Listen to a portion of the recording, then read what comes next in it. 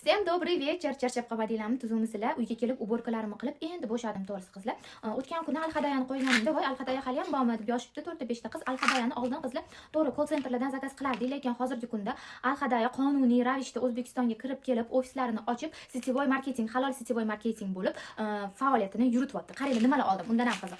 Omega ichibman. Omegani bilasizlar, qaranglar, polni ichim tozalanyapti, ozuvaman. Endi organizmni mustahkamlash kerak. Keyin qora sedani ichibman. Mamba kis al-hindi to'g'ri aytayotgan bo'lsam, mana shu polniy organizminglarni toksinlardan tozalayotgan, ya'ni terilaringlar ham tiniqlashadi o'shanda, chunki organizm tozalanadi. Undan tashqari shamollashlarga immunitet hosil qiladi qizlar, ya'ni uncha-munchaga shamollamaysizlar. Qora sedana bilasizlar qizlar, nimaga ichiladi? Qora sedana polniy, u ham immunitetni ko'taradi, organizmni tozalaydi. Undan tashqari xolesterin, mana ortiqcha yog'larga qarshi ichiladi.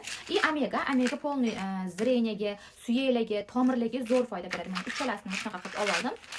Komplekt qilib, ko'rasizlar, jiddiy kirishganman sog'lig'imga qarashga.